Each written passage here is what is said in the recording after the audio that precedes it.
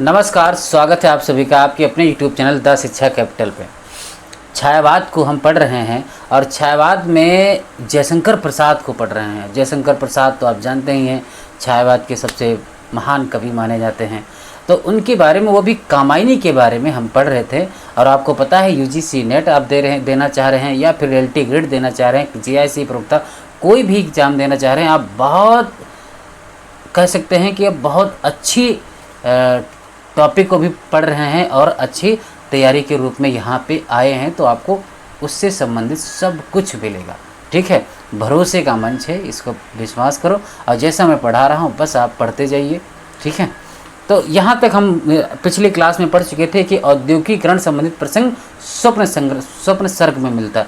कहने का अर्थ है जो औद्योगिकीकरण का जो संबंधित प्रसंग है ना, वो कहाँ मिलता है? स्वप्न संघर्ष में।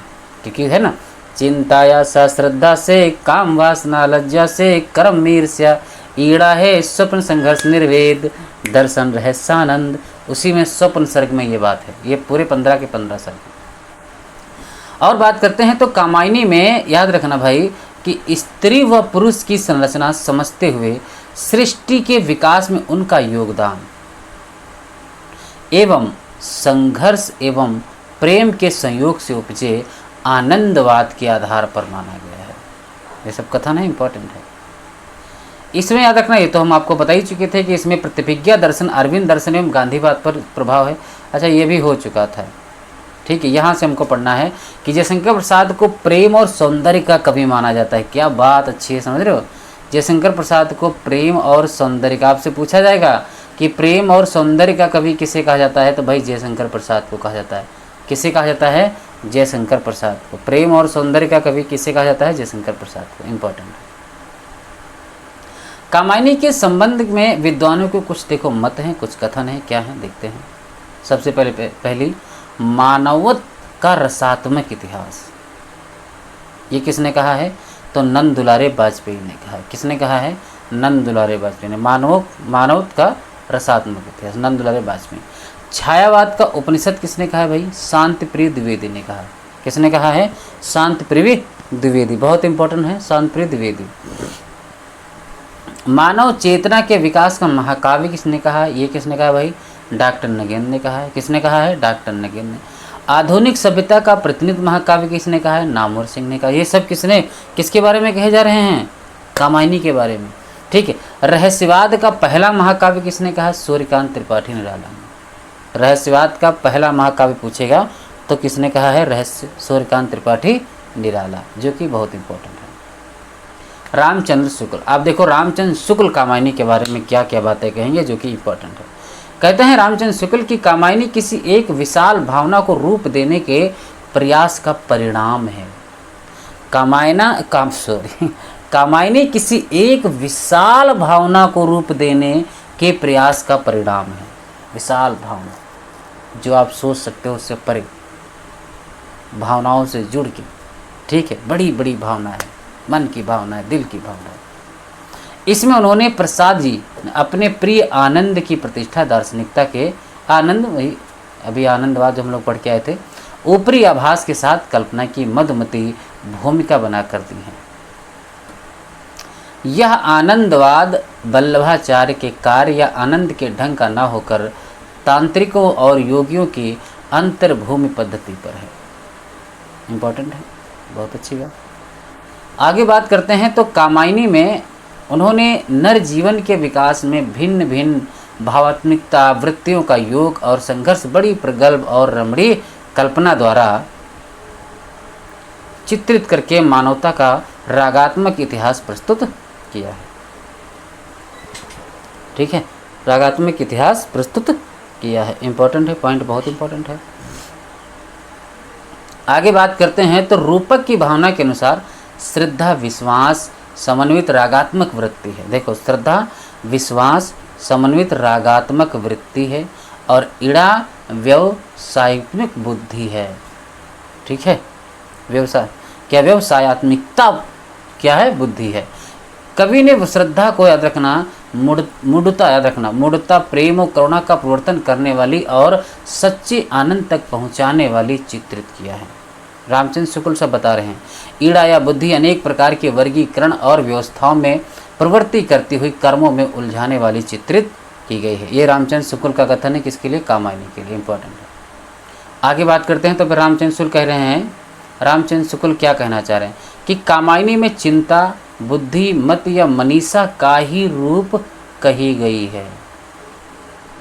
कामायनी में चिंता, बुद्धि, मत या मनीषा का ही रूप कही गई है, जिससे आरंभ में ही बुद्धिवाद के विरोध का किंचित आभास मिल जाता है। किंचित आभास मिल जाता है।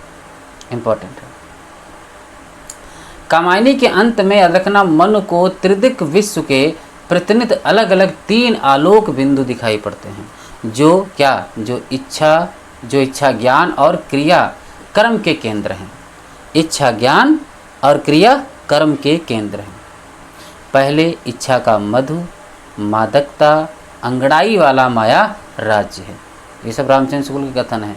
जहाँ चिर बसंत का उद्गम भी है और पतझड़ भी, फिर कर्म का श्यामल लोक सामने आता है जो धुएं सा धुंधलाता है, और जहाँ भर विश्राम नहीं है और संघर्ष और विफलता का कोलाहल रहता है। सबसे पीछे ज्ञान क्षेत्र आता है, जहाँ सदा बुद्धि चक्र और चलता रहता है। सुख दुख से उदासीनता रहती है, जहाँ केवल प्राप्य मोक्ष या छुटकारा भरा मिलता है, तृप्ति आनंद नहीं। इंपॉर्टेंट है। अंत में क्या होता है? अंत में इन तीनों ज्योतिर्मय बिंदुओं को दिखाकर श्रद्धा कहती है कि यही त्रिपुर है, जिसमें इच्छा, कर्म, ज्ञान एक दूसरे से अलग अलग अपने केंद्र आप ही बने हुए हैं। इनका परस्पर ना मिलना ही जीवन की असली विडंबना है। ज्ञान अलग पड़ा है, कर्म अलग है, अंत इच्छा पूरी कैसे हो सकती है? ये सब कथन रामचंद्र शुक्ल के इंपॉर्टेंट है। फिर कहते हैं कि ग्रंथ के अंत में जो हृदय, बुद्धि और कर्म के मेल या सामंजस्य का पक्ष रखा गया है वह बहुत समीचीन है। एक बात और बता दूं, आपके मन में चल रहा सर कुछ समझ नहीं आ रहा है, ये रामचंद्र शुक्ल के कथन है, वो भी कामायनी के प्रति, कामायनी रहस्यवाद दी एक रचना भी मान सकते हो, उसमें एक रहस्य है। ठीक है, तो आनंदवाद, ऐसे शब्दों को समझना इतना भी आसान नहीं है। बस क्या है, ध्यान रखो कि शब्दों पे थोड़ा गौर करिए, कथनों पे गौर करिए। कभी ऐसे कथन उठा के सीधे एग्जाम में पूछेगा कि ये किसका कथन है, तब आपके मन में पता चलना चाहिए कि हाँ ये रामचंद्र शुक्ल का कथन है, जो कि कामायनी के लिए कहा गया है। बात समझ में आ गई? अपने कई निबंधों में हम जगत की वर्तमान अशांति और अवस्था का कारण इसी सामंजस्य का अभाव कह चुके हैं, पर इस सामंजस्य का स्वर हम कामायनी और कहीं नहीं पाते हैं। श्रद्धा ईड़ा के मध्य श्रद्धा को श्रेष्ठ दिखाने के लिए संबंध में लिखते हैं कि श्रद्धा जब ईड़ा से कहती है कि सिर चढ़ रही है पाया न हृदय, क्या श्रद्धा के संबंध में नहीं कहा जा सकता था रस पगी रही पाई न बुद्धि? जब दोनों अलग अलग सत्ताएं करके रखी गई हैं, तब एक दूसरे से शून्य कहना और दूसरी को पहले से शून्य ना कहना गड़बड़ में डालता है। पर श्रद्धा में किसी प्रकार की कमी की भावना कवि की एकात्मिक मधुर भावना के अनुकूल न थी। श्रद्धा करुणा या दया आदि की प्रवर्तिका कही गई है। दूसरों के दुख का अपना दुख हो जाना ही करुणा है। क्या बात है, करुणा है कि दूसरों के दुख का अपना दुख हो जाना ही क्या है, करुणा है। शुक्ल जी करुणा को हृदय का आधा पक्ष मानते हुए लिखते थे। क्या लिखते हैं रामचंद्र शुक्ल? कि उग्र और प्रचंड भाव भी लोक के मांगलिक विधान के अंग हैं। हृदय के आधे पक्ष को अलग रखने से केवल कोमल भावों की शीतल छाया के भीतर आनंद का स्वप्न देखा जा सकता है। व्यक्ति जगत के बीच उसका आविर्भाव और अवस्थान नहीं दिखाया जा सकता। विज्ञान द्वारा प्रकृति के दोहन की बात भी कामायनी में आई है। यांत्रिक जीवन को नकारात्मक रूप में प्रस्तुत किया गया है। वर्गहीन समाज की साम्यवादी पुकार की भी दबी सी गूंज 2-3 जगह है। शुक्ल जी कामायनी के विचारात्मक आधार को स्पष्ट करते हुए लिखते हैं। क्या कहते हैं कि यह काव्य बड़ी विशद कल्पना और मार्मिक उक्तियों से पूर्ण है। इसका विचारात्मक आधार या अर्थभूमि केवल इतनी ही है कि श्रद्धा या विश्वासमयी रागात्मिकता वृत्ति, देखो ये सब पूछा गया है, रागात्मिकता वृत्ति ही मनुष्य को इस जीवन में शांतिमय आनंद का अनुभव और चारों ओर प्रसार करती हुई कल्याण मार्ग पर ले चलती है और निर्निवेश या निर्विशेष आनंद धाम तक पहुंचाती है। समझ रहे हो? आगे बात करते हैं तो ईड़ा या बुद्धि मनुष्य को सदा चंचल रखती है, अनेक प्रकार के तर्क वितर्क निर्मम कर्मजाल में फंसाए रहती है, तृप्ति या संतोष के आनंद से दूर रखती है, इच्छा कर्म और ज्ञान के सामंजस्य के अभाव में जीवन में विषमता आती है। अंत में क्या होगा कि कामायनी की सीमा का उल्लेख करते हुए लिखते हैं कि यदि मधुचर्या का अतिरेक और रहस्य की प्रवृत्ति बाधक ना होती तो इस काव्य के भीतर मानवता की योजना शायद अधिक पूर्ण और सुव्यवस्थित रूप में चित्रित होती। यदि हम इस विशद काव्य की अंतर योजना पर ध्यान ना दें, समष्टि रूप में कोई समन्वित प्रभाव ना ढूंढें, श्रद्धा काम लज्जा इत्यादि को अलग अलग ले तो हमारे सामने बड़ी रमणीय चित्रमयी कल्पना अभिव्यंजना की अत्यंत मनोरम पद्धति आती है। इस प्रकार प्रसाद जी प्रबंध क्षेत्र में छायावाद की विचित्र विधान और लाक्षणिक शैली की सफलता की आशा से बंधा गया है। देखो एक बात बता दूं, सिर्फ पढ़ लो, क्योंकि ये मत सोचना कि सर समझ नहीं आ रहा है, आप नहीं समझते हैं। कथन सीधे सीधे पूछते हैं एग्जाम में रामचंद्र शुक्ल के, और मैंने बहुत अच्छे पॉइंट निकाल के यहाँ पे रखे हैं।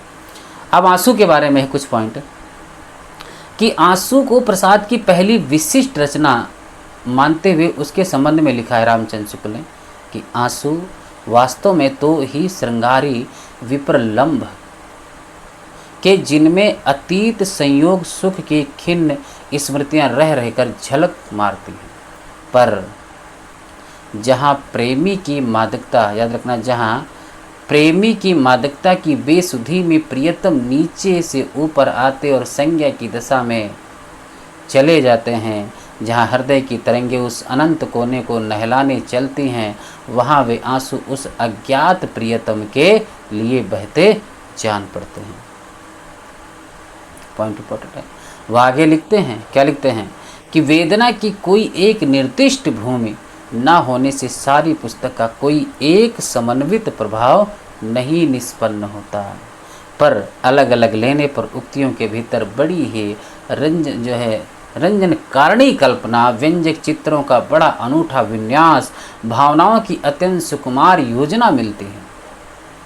प्रसाद जी की, फिर आगे बढ़ते हैं कि प्रसाद जी की यह पहली काव्य रचना है जिसने बहुत लोगों को आकर्षित किया है। आगे बढ़ते हैं तो देखते क्या हैं कि अभिव्यंजना की प्रगल्भता और विचित्रता के भीतर प्रेम वेदना की दिव्य विभूति का, विश्व में उसके मंगलमय प्रभाव का, सुख और दुख दोनों का अपनाने की उसकी अपार शक्ति का और उसकी छाया में सौंदर्य और मंगल का भी आभास पाया जाता है। समझ रहे हो? आगे बात करते हैं तो नियतवाद, क्या नियतवाद और दुखवाद का विसर्ण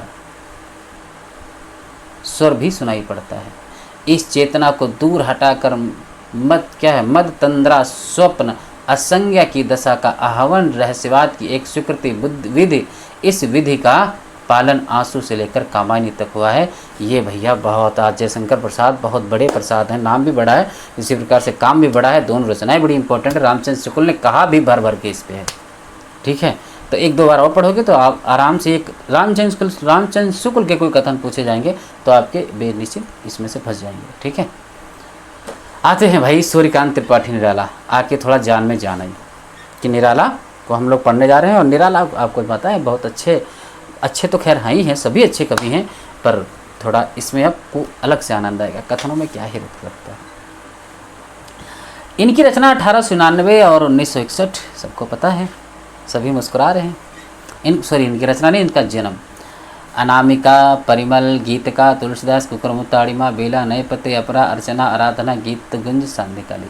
अब आपको याद नहीं हो रहा है, ऐसे याद करो कि अनामि परिमल, गीत है तुलसी, कुकुर कुकुरवड़ी मायो न बोलो।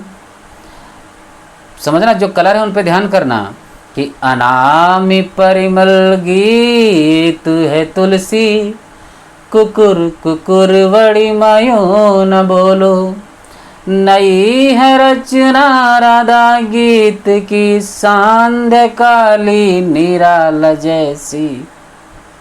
अनामी परमल गीत है तुलसी, कुकुर कुकुर अड़ी मायो न बोलो, हमारी नजरों से यूं न देखो, अजब सी चाहत झलक रही है। ऐसा ना कि तुम्हारी नजरों से, कैसे गाना भी भूल गया हूँ। तुम्हारी आँखों में देखा, अजब सी चाहत झलक रही है। अनामी परिमल गीत है तुलसी, कुकुर कुकुर अड़ी मायो न बोलो, नई है रचना राधा गीत की, सांध्य काली निराला जैसी। ये मैंने देखो जब बोले अनामी तो अनामिका, परिमल परिमल, गीत गीत, अनामी परिमल, गीत है तुलसी, गीत से गीतिका, ये क्रम है याद करने का। तुलसी से तुलसीदास, कुकुर कुकुर, कुकुर कुकुर मुत्ता, अड़िमा से अड़िमा, बोलो से बेला, और नई है रचना, नई से नए पत्ते, रा से और इधर रा और अर्चना मिलाएंगे तो रचना बन जाएगा। तो क्या बन जाएगा? रा से अपरा और अर्चना से अर्चना, और राधा, राधा गीत यानी राधा से आराधना, गीत से गीत गुंज। आज चांद का 1969। आपको नहीं है तो एक बार मैं गा रहा हूँ और रोक रोक करके लिख लो कि अनामी परिमल गीत है तुलसी, कुकुर कुकुर अड़ी मायो न बोलो।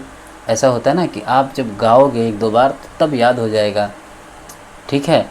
आपको विश्वास नहीं होगा कि मैंने इतना काम किया है इन पर, ठीक है, कि मन में कंठस्थ हैं। अब किसी कवि का लगभग मैं कह सकता हूँ कम से कम 2000-3000 रचनाओं के सन मुझे लगभग में याद हो सकता।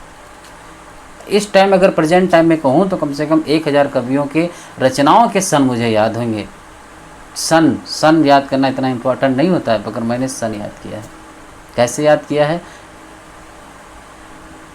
एक अलग तरीके से, ठीक है। चलो तो सान निकाली, आप बात समझे कि तो अनामी परिमल गीत है तुलसी, कुकुर कुकुर अड़ी मायो न बोलो, नई है रचना राधा गीत की, सांध्य काली निराला जैसी। अनामी परिमल गीत है तुलसी, कुकुर कुकुर अड़ी मायो न बोलो। अब जाओ याद कर लो इनको, ठीक है। तो अब आ देखो अनामिका, अनामिका का भाई 1930 में, नहीं याद हो रहा, ऐसे याद कर लो। अनामिका उंगली कौन सी होती है? इसको कहते हैं ना अनामिका, शायद इसी को तो कहते हैं। तो 2 और तीसरे के बीच में क्या है? अनामिका उंगली होती है। 2 और तीसरे के बीच में अनामिका उंगली होती है। तो 2-3 अनामिका 1923। परिमल देखोगा कब भाई 1930 में, नहीं याद होता है। इसमें ला दिख रहा होगा, ला को ऐसे कर दो, 3 नहीं दिख रहा है? दिख रहा है, क्या दिख रहा है? परिमल 3 दिख रहा है, पीछे आप 0 कल्पना कर लो तो क्या हो गया? 1930 में। मैंने तो इसी प्रकार से याद कर लिया। गीतिका 1936 में। कब लिखी गई गीतिका? 1936 में। गीतिका 36, ठीक है। कह सकते हो आप ऐसे, पता कैसे कहते हो कि उपन्यास और गीतों का आंकड़ा 36 का रहता है। उपन्यास और गीतों का आंकड़ा 36 का रहता है। तो गीत का 1936। तुलसीदास कब लिखेंगे? 38 में। तुलसीदास 38 में। तुलसीदास कब लिखी गई रचना इन्होंने लिखी थी? 38 में। ऐसे नहीं होते? तुलसीदास जब 38 साल के होते हैं तब रामचरितमानस लिखना स्टार्ट करते हैं, ट्रिक बना लो। तो तुलसीदास 1938। कुकुर 2 बार बोला ना तो लास्ट में 2 होना चाहिए, 1942। अड़िमा 1 2 3 1943। बेला में देखो, बेला नहीं हो बन पाएगा तो 1946 याद करो इसको। नए पत्ते 46, अपरा 46। देखो 3 रचना एक में, बेला, नए पत्ते और अपरा। 1 2 3 3 2 6, इसमें क्या है? 1946 में। अर्चना कब आई थी? 50 में। अर्चना जो लड़की एक है बेचारी, वो 50 साल की हो चुकी है। आराधना करती है 1953 में। गीत गुंज 54। सांध्य काकली 69। क्या है? सांध्य काकली 69 इसका समय है। अब इसके बारे में कि इनका प्रथम काव्य संग्रह आपसे पूछा जाएगा ना, प्रथम काव्य संग्रह। तो जब भी आपसे पूछे प्रथम काव्य संग्रह तो कहना अनामिका। अच्छा, एवं जूही की कली 1916, प्रथम काव्य संग्रह अनामिका, उसी के अंतर्गत जूही और कविता और जूही की कली निराला की पहली कविता है। प्रथम काव्य संग्रह अनामिका, प्रथम कविता जूही की कली। इस कविता में जूही नारी और पवन पुरुष का प्रतीक है। ठीक है। रामविलास शर्मा भारत माता की वंदना को निराला की पहली प्रकाशित रचना मानते हैं। हिंदी में निराला को महाप्राण की संज्ञा दी गई, सभी को पता है। निराला को छायावाद का सलाका पुरुष भी कहा जाता है। क्या कहा जाता है निराला को? सलाका पुरुष भी कहा जाता है। अमेरिकी कवि वाल्ट व्हिटमैन मुक्त छंद के जनक, याद रखना, मुक्त छंद के जनक कौन है? अमेरिकी कवि वाल्ट व्हिटमैन। निराला को हिंदी में मुक्त छंद का प्रवर्तक माना जाता है। देखो दोनों अलग अलग प्रश्न है। अगर पूछा है मुक्त छंद का जनक किसे माना था? अमेरिकी। निराला को हिंदी में मुक्त छंद का प्रवर्तक माना किसने? मतलब हिंदी को प्रवर्तक माना जाता है। मुक्त छंद को रबर या केचुआ छंद भी कहा जाता है। निराला ने कवित्व को हिंदी का जाति छंद कहा। कवित्व को हिंदी का जाति छंद किसने कहा? निराला ने कहा। निराला ने, याद रखना, परिमल, कौन सी रचना? परिमल काव्य संग्रह की भूमिका में लिखा है कि मनुष्यों की मुक्ति की तरह कविता की भी मुक्ति होती है। मनुष्यों की मुक्ति कर्मों के बंधन से छुटकारा पाना है और कविता की मुक्ति छंदों के शासन से अलग हो जाना। आधुनिक काल काव्य खंड। ठीक है, इंपॉर्टेंट कथन। निराला की कुछ महत्वपूर्ण कविताएं एवं उनके काव्य संग्रह हैं। कौन कौन से हैं? देखो, एक है परिमल, जो कि 1930 में लिखी गई। अनामिका 2 भाग में 1937 और 38, लंबी कविता है। ठीक है, इंपॉर्टेंट है। सबसे पहले परिमल 1930, अनामिका दूसरे भाग 1937-38 में।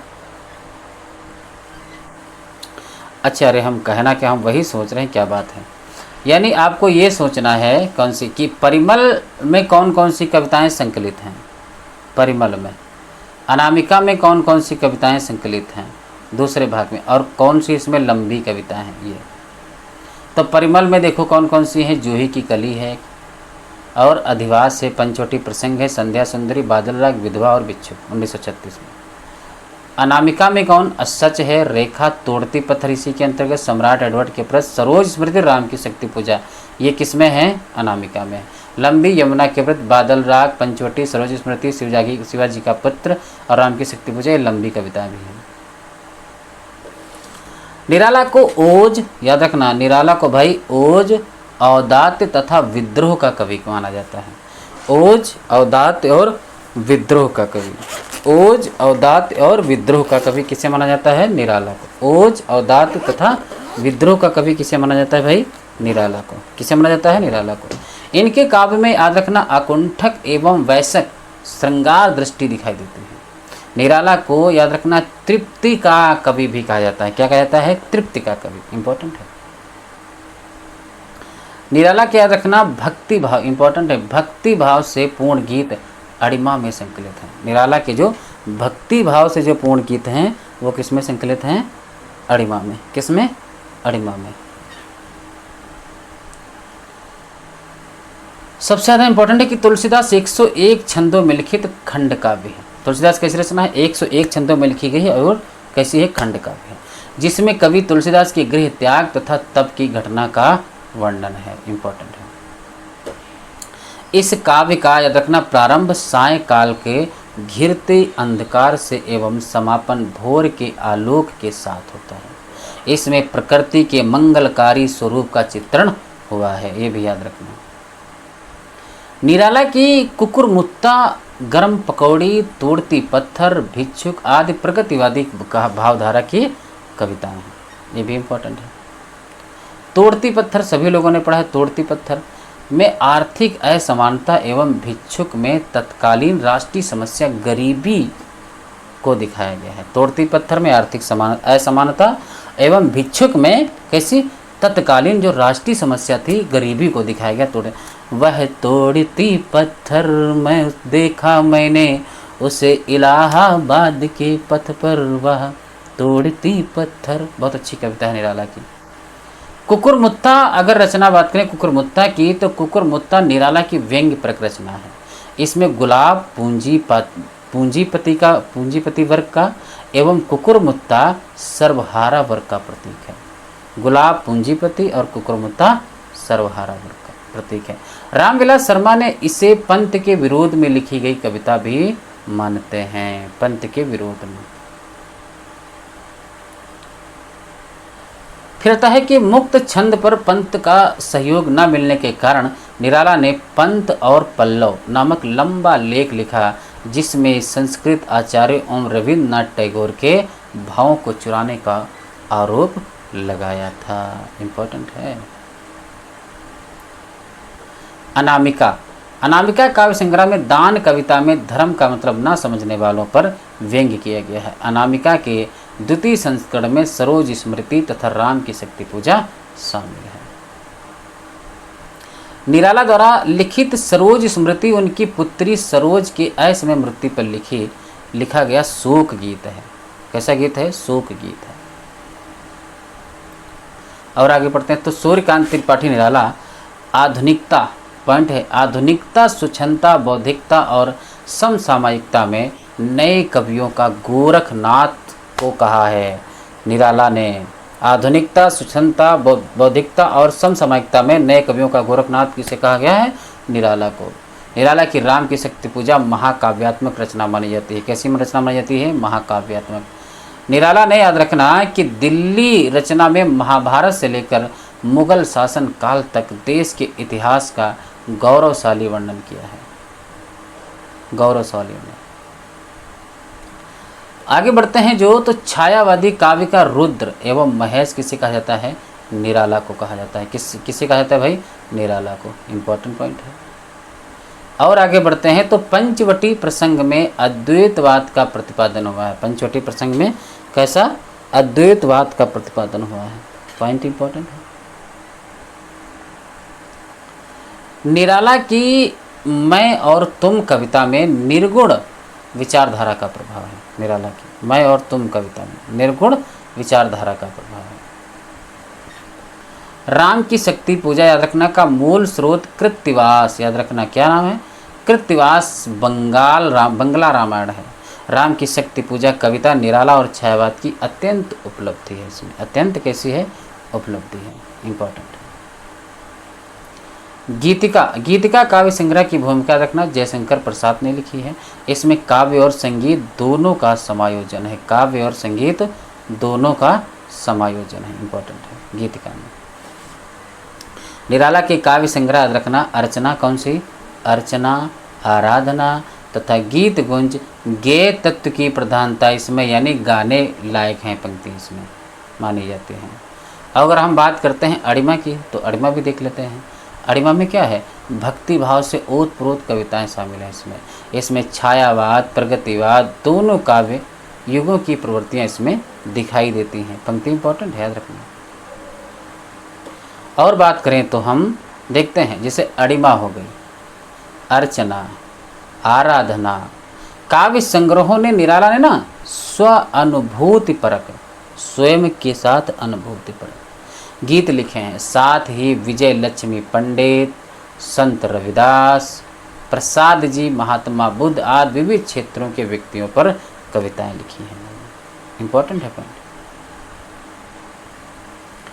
निराला ने प्रयोग हेतु कुछ गजलें भी लिखी हैं जिनका संकलन याद रखना बेला काव्य संग्रह में, किस संग्रह में? बेला काव्य संग्रह में किया है। बेला में याद रखना श्रृंगार, बेला में क्या है? बेला में भैया श्रृंगार, प्रकृति, आध्यात्म और देशभक्ति विषय कविताएं हैं। बेला में श्रृंगार, प्रकृति, अध्यात्म और देशभक्ति विषय कविताएं इसमें किसमें हैं? बेला में। दलितों के दुख, पीड़ा और उनकी हीन दशा का वर्णन नए पत्ते संग्रह में हुआ है। किसमें? नए पत्ते संग्रह में हुआ है। इंपॉर्टेंट है। सांध्य काकली, याद रखना सांध्य काकली निराला का अंतिम काव्य संग्रह है। सांध्य काकली कैसा है? निराला का अंतिम काव्य संग्रह है। तथा पत्रोत्कंठित जीवन का विष बुझा हुआ है। पत्रोत्कंठित जीवन का विष बुझा हुआ, ये कैसी कविता है? अंतिम कविता है। कैसी कविता है भाई? अंतिम कविता है। कैसी कविता है भाई? अंतिम कविता है। इंपॉर्टेंट है। सांध्य काकली में निराला ने जीवन की हताशा और निराशा को चित्रित किया है कि और बढ़ते देखे हमें संतोष भी होता है। अब इनके बारे में रामचंद्र शुक्ल क्या कर रहे हैं उसके बारे में हम कल पढ़ेंगे। निराला के बारे में देखो, मैं आज थोड़ा फास्ट पढ़ा रहा था, मुझे सबको पता है क्योंकि मुझे थोड़ा काम है। और दूसरी बात, आप लोग एक बार और दोबारा रिवीजन करेंगे।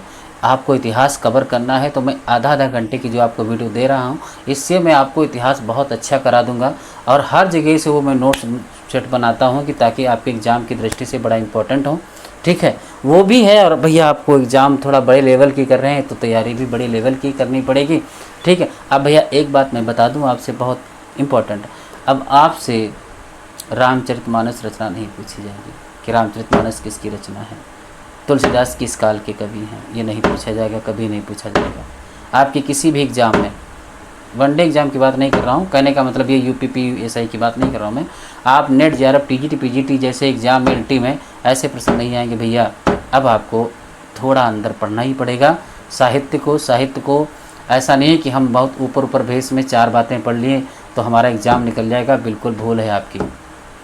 ठीक, आप रामचंद्र शुक्ल को नहीं पढ़ सकते हैं, पर उनके बारे में जो महत्वपूर्ण कवि हैं उन्होंने रामचंद्र शुक्ल ने उनके बारे में क्या कहा है वो आपको पढ़ना ही पड़ेगा। तो उसके लिए मैं आपके सामने यही फैक्ट्स ये लेके आ रहा हूँ कथन। 1-2 बार देखोगे, जितना उन्होंने अच्छी चीज़ देखो, बहुवस्तु इस प्रश्नी प्रतिभा निराला जी में कितनी बार कथन आया हुआ है। देखो मैंने कितना अच्छा आपके सामने रख दिया। निराला की रचनाओं में रहस्यवाद क्या है रामचंद्र शुक्ल के अनुसार, ऐसे पढ़ोगे तो एक अलग आनंद आएगा भैया। इस बात को हमेशा याद रखना। समझ रहे हो मेरी बात को? नहीं समझ पाओगे, आप लोग नहीं समझोगे, मैं जानता हूँ। फिर कहता हूँ किसी बच्चे को नोट चाहिए, चाहे नेट JRF TGT PGLT किसी के, तो इस नंबर पे संपर्क कर लो 97 21 भैया 56 58 और फिर 75, लास्ट में 75 इम्पोर्टेंट। चलो बहुत बहुत धन्यवाद। और सभी लोग पढ़ते रहें और प्रैक्टिस भी साथ में करते रहें।